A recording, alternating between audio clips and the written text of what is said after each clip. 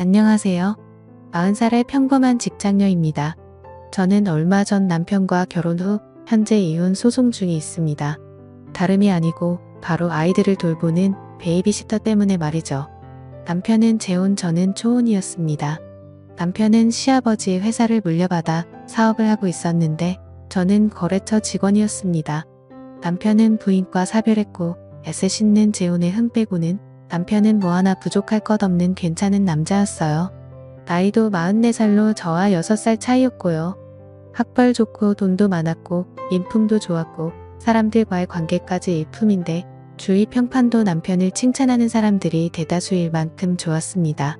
저는 일 때문에 남편과 식사를 몇 번 하게 되었다가 호감을 가지게 되었고 얼마 안 가 좋은 관계로 발전하게 되었습니다. 본인 조건이 마음에 걸린 남편은 저에게 얻기 위해 저희 부모님께도 너무나 잘했어요. 예쁜 짓하며 싹싹하게 대하니 처음에 결사반대했던 저희 부모님도 남편의 재혼은 큰 흠이 아니라며 오히려 제게 대변해 주시더군요.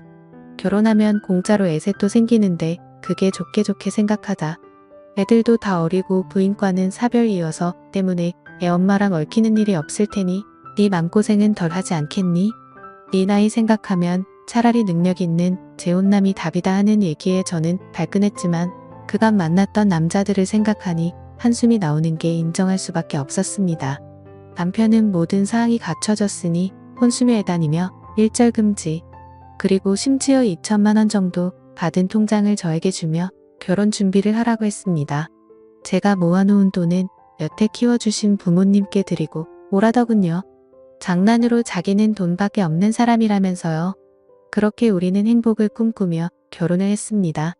신혼여행에 다녀와 저희의 보금자리에 닿았고 남편의 아이들 3명을 처음 만나게 되었습니다.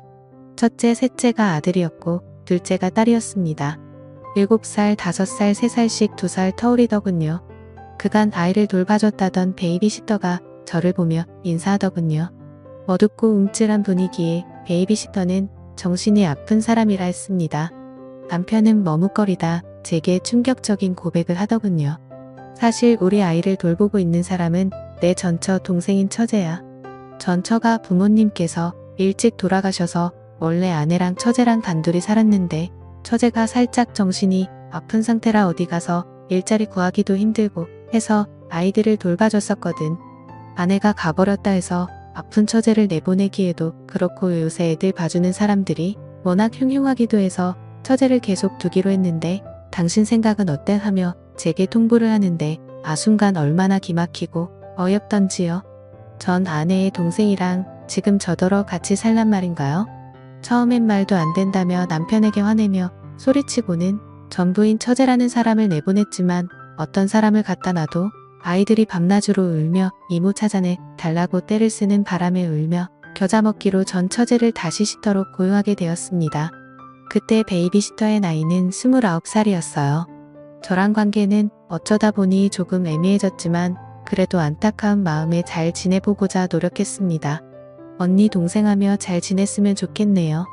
이젠 조카들 제가 아들들이니 우리 애들 잘 부탁드려야 하며 제가 인사하니 들은 채도 안 하고 아이 돌보기에 여념이 없더라고요. 핏줄도 아닌데 자기 조카들이니 얼마나 잘 돌보겠습니까? 애초 핏줄부터 다른 저랑은 비교할 수가 없겠죠. 그래도 저는 아이들을 위해 시간이 나는 대로 최선을 다하려고 했습니다. 주말에는 아이들 데리고 놀러 가기도 했고 맛난 음식들을 만들어 주기도 했어요. 하지만 한 번도 아이를 낳지 않던 제가 아이 돌보기란 정말 쉬운 일이 아니더군요. 제 새끼라도 힘들어서 애 약문다는데 남의 새끼니 오죽할까요? 게다가 아이들은 진득하게 이모만 찾았습니다.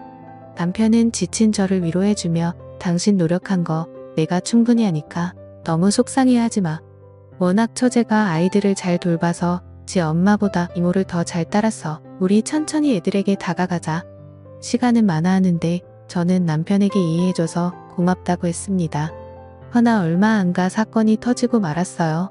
아이들이 제 안방에 있던 노트북을 갖고 놀다가 실수로 노트북을 아작내는 사건이 일어났습니다. 전부터 제 노트북에 관심이 많았던 애들이라 건드릴까봐 책장 맨 꼭대기 안 보이는 높은 곳에 올려놨는데 그걸 어떻게 알아냈는지 꺼내서 기어코 사고를 쳤던 겁니다. 그 옆에 있던 중요한 자료가 저장된 외장하드까지 같이 망가뜨려버려 전 애들에게 눈물을 쏙 빼놓을 만큼 혼내고 말았네요. 당연히 아이들이 울고불고 난리가 났죠. 존머리가 큰 7살짜리 첫째는 남편이랑 시댁에다 쪼르르 제가 한 행동을 부풀려서 얘기를 전했고 집안이 엎어지는 대형 사고로 번졌습니다. 저는 시댁의 호출을 받아 큰 야단을 맞았네요. 너 우리 장손한테 심한 해코지를 했다며 설사 그 애가 내 애라도 그랬을 거냐? 그렇게 중요한 물품 같았으면 잘 알아서 관리를 했어야지. 내가 관리 못해 그런 걸 왜 애한테 못되게 굴어 못된 것 같으니라고. 너 글이 안 봤는데 아주 못쓰겠구나. 시아버지께서는 그리도 끔찍한 장손한테 그랬다며 철 잡아먹을 기세로 호통을 쳤고 남편도 자기 새끼한테 그런 게 화가 났는지 내내 몹씹은 얼굴로 저를 대했습니다. 정작 억울한 건 저였지만 애라는 이유만으로 면죄부를 받았으니 지고 들어가는 수밖에 없었습니다. 그렇지만 애한테 사과할 기회조차 없었어요. 저는 내내 그놈의 베이비시터가 사고 들으니 아이들은 절 피하기만 했습니다. 내 곧 빠졌던 감정은 베이비시터를 겨냥했네요. 애들 좀 그만 감싸요. 그쪽이 애한테 그러니까 애들이 저 엄마 취급도 안 하고 정도 없는 거 아니에요. 애를 보기로 했으면 잘 봐야지. 애초 그쪽이 내 물건에 손대게 해서 일이 이렇게까지 된 거 아니냐고요. 하니 이번엔 시터가 남편한테 쪼르르 달려가 제가 한 말을 모두 일러바치며 피해자인 양 아이처럼 울음을 터뜨렸습니다. 정신이 아프다더니 아무래도 제가 또 실수를 한 듯 싶었죠.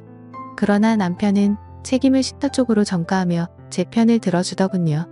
역시 내 남편밖에는 없다 싶었습니다.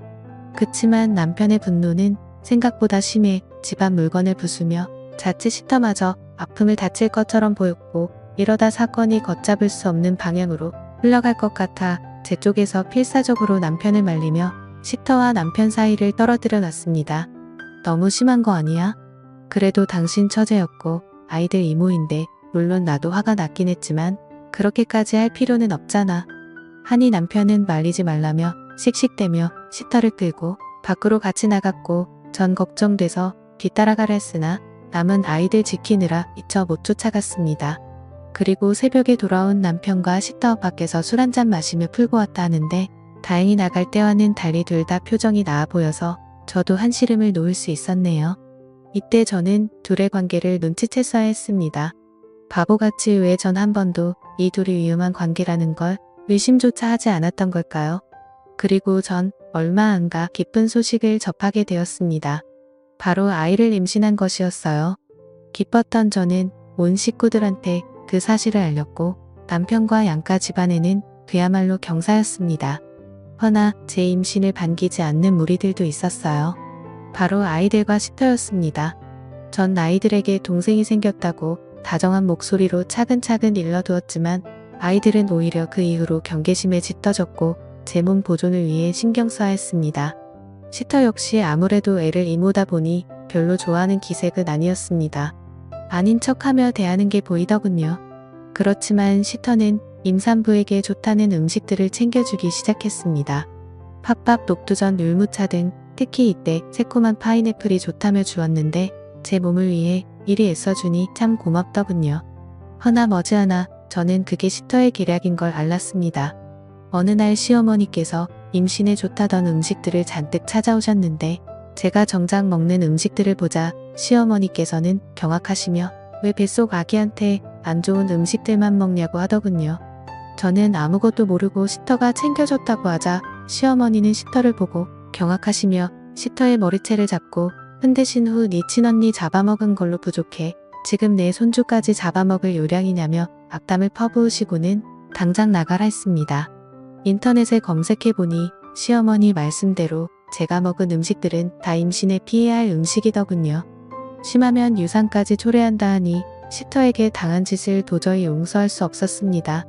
저와 시어머니는 행여 뱃속 아기한테 해가 있을까 싶어 병원에 달려갔고 다행히 아이는 무사했습니다. 저희는 그날 밤 잔뜩 장전한 채 퇴근한 편에게 시터의 해고를 요구했어요. 그래 애비야 이러다가는 우린 여들 애기 손주까지 큰일 나겠다. 애들 엄마 하늘 날아갔으면 동생도 연이 없어진 건데 굳이 며느리 애기 얼굴 보기 민망스럽게 데리고 있니? 여들 애기가 착했기에 망정이지 다른 여자 같은 어린 반푼이도 없죠. 하시는데 남편은 곤혹스럽게 해를 핑계로 어떻게든 해결을 보려 했지만 식터를 작정하고 내쫓으려는 저와 시어머니의 단합한 의견을 물리기에는 남편도 어려워 보였습니다. 결국 이번에야말로 정말 베이비시터를 내쫓기로 하고 말하라는데 어머 세상에 베이비시터와 아이들이 모두 사라지질 않았겠어요. 재발절인 상황에서 저희가 말한 얘기들을 듣고 스스로 짐 싸 들고 나간 모양인데 문제는 아이들의 짐도 보이질 않는 게 아무래도 아이들까지 데리고 나간 것 같았습니다. 시어머니는 발을 동동 구르며 시터가 아무래도 아이들을 데리고 무슨 짓을 벌인 것 같다고 당장 경찰에 신고하라 난리를 쳤습니다.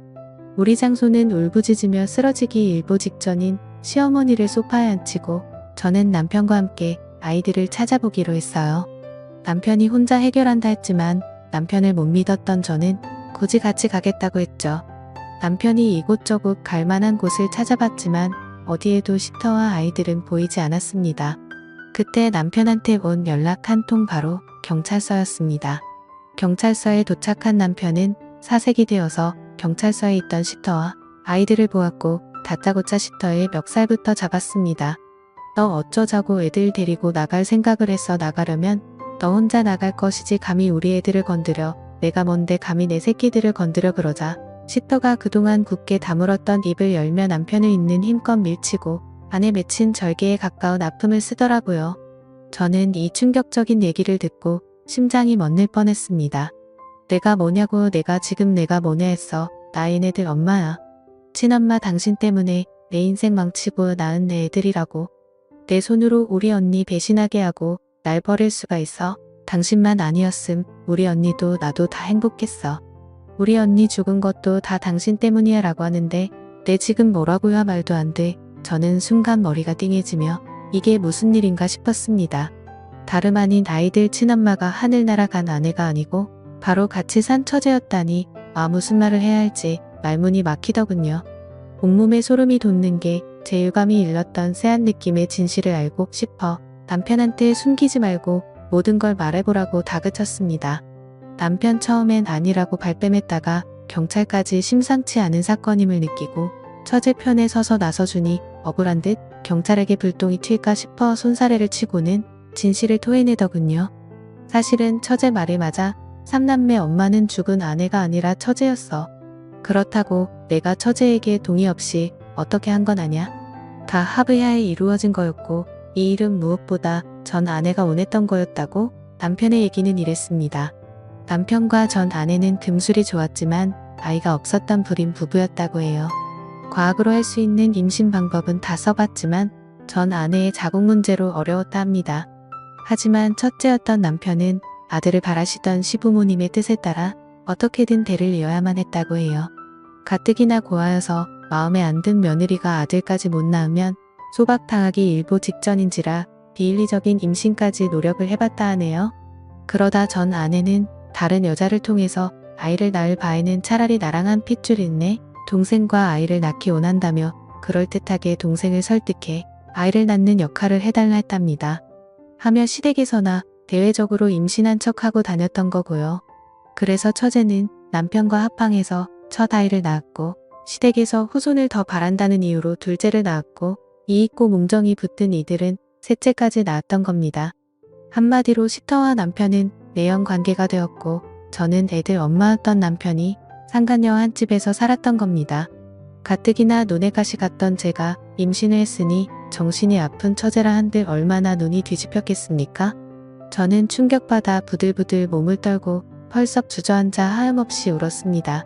믿었던 남편에게 배신당한 아픔은 참으로 쓰라리더군요. 저는 그럼 어차피 그렇게 된 사이라면 전 아내로 세상에 없겠다. 둘이 차라리 결혼하지 그랬냐 했더니 남편의 말 다른 사람들 눈도 있지 어떻게 싸웠네 평판인데 처제였던 사람을 어떻게 내 부인으로 맞아 사업하는데 해가 될 만한 소문에 휩싸여서 좋을 게 뭐 있다고 게다가 애들 엄마도 이 사람인데 애들 크면 뭐라고 설명할 건데 부모님도 반대하실 거고 무엇보다 부인은 똑똑한 여자로 얻고 싶었어. 저는 분노를 참지 못하고 당장에 남편의 뺨을 날렸습니다. 시뻘개진 뺨을 부여잡고 절 쳐다보는 쓰레기를 입으로 밟아줬습니다. 너 지금 그딴 걸 말이라고 하냐? 부인으로는 못 맞이하겠다는 처제였던 사람을 너의 엄마로는 괜찮아서 처제한테 애를 낳게 했어. 감히 날 속이고 처제랑 내연관계 맺고 내 핑계로 한 집에 산 건 안 부끄러워. 넌 진짜 부끄러워할 게 뭔지 모르는구나. 전 처제의 단물을 쏙 빼먹고 뒤처리는 아무렇게나 치워버릴 생각이었던 남편은 이 시대 진정한 더러운 우물이었습니다. 처제는 남편의 말을 듣고 꾹꾹거리며 바닥을 치고 울더군요. 저 역시 쓰레기 같은 남편을 도저히 용서할 수 없었습니다. 저는 더 보고할 것도 없이 남편과 이혼을 결정하고 빠른 판단의 뒤도 안 돌아본 후 그곳을 빠져나와 집에 있던 시어머니께 모든 사실을 고했습니다. 시어머니 역시 아무것도 모르셨는지 뒤로 넘어가시기 일보 직전이셨고 제 결심을 한 시어머니가 간곡하게 절 붙잡았으나 저는 더러운 집구석에서 도저히 못 산다 하고 무작정 나간다 했습니다. 친정 부모님께서는 사기 결혼이라며 당장 혼인 취소를 한다며 길길이 뛰셨지만 안타깝게도 혼인 취소 사유는 아니라는 변호사의 상담에 이혼 소송을 진행하기로 했네요. 뱃속 아기는 낳아서 저 혼자 기르기로 했고요. 전 남편에게는 양육권과 위자료 양육비 등을 청구하기로 했고 상간녀였던 처제에게도 같은 이유로 상간녀 청구 소송을 진행했습니다. 그렇지만 소송이 진행된 뒤 처제가 제게 찾아와서 애새끼 키우기도 빠듯해 제게 위자료로 드릴 돈이 없다며 제게 무릎 꿇고 싹싹 비는 바람의 아량을 베풀어 결국 소를 취하해주고 말았네요. 어찌 보면 처제 역시 언니와 남편의 희생양이자 또 다른 피해자였으니까요. 남편은 현재 처제하고도 양육권 소송 중이라고 했지만 애들이 어린지라 아무래도 친모한테 양육권이 갈 가능성이 많다고 하더군요. 남편은 여기저기 씨를 뿌리고 다닌 덕분에 돈 벌어 양육비만 내게 생겼네요.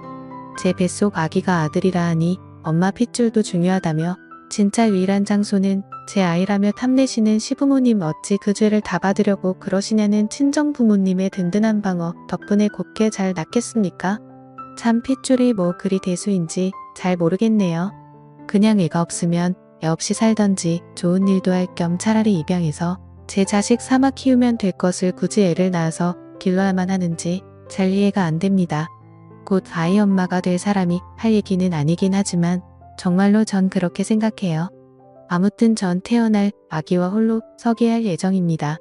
예쁜 제 아들과 세상 밖에서 건강하게 만나길 기도해야겠어요.